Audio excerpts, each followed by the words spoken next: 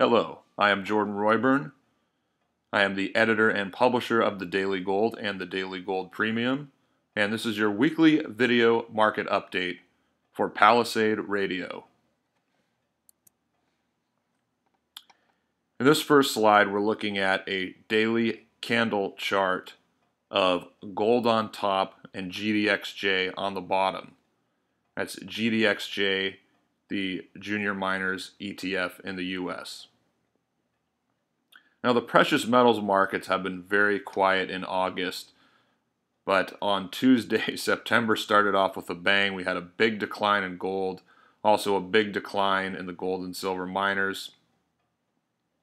But stepping back a bit, the stocks have been holding up very well. We see gold is threatening, or is about to threaten, 1240, which is the next important support. And the last time that happened, GDXJ, which is trading around 40, was trading in the low 30s, about 20% lower. So what we need to focus on in the next week or so is clearly the very short term, there is a downtrend going on in both gold and the gold stocks.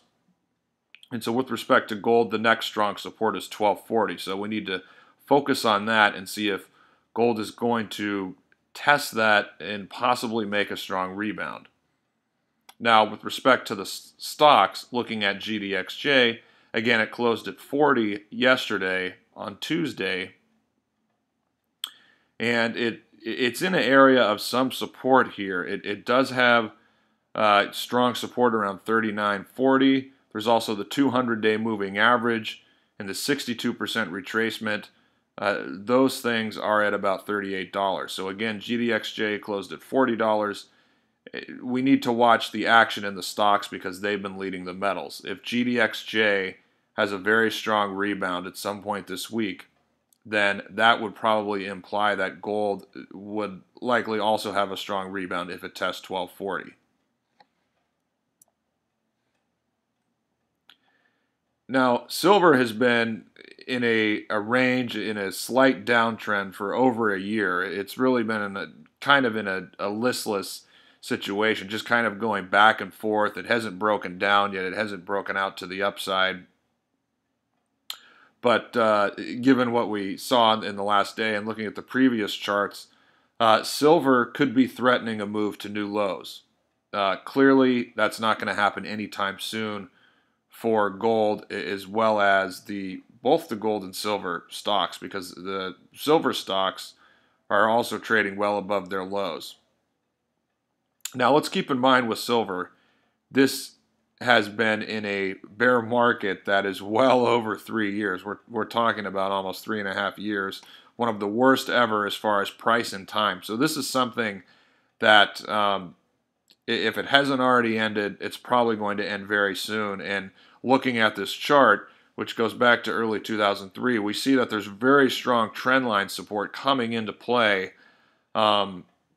possibly very soon. So if we see silver break to a new low, it could be testing this very strong support.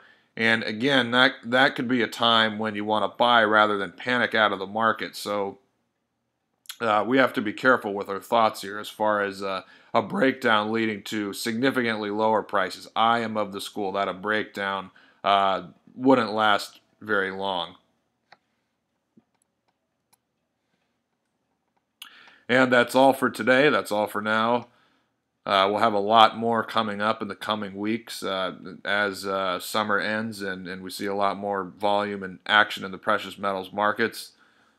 If you'd like to find out more about my work, you can go to thedailygold.com. You can sign up for my free newsletter. I also have a premium service, and in that we focus on market timing and stock selection. Any comments on this video, feel free to email me, jordan@thedailygold.com. Thanks for listening.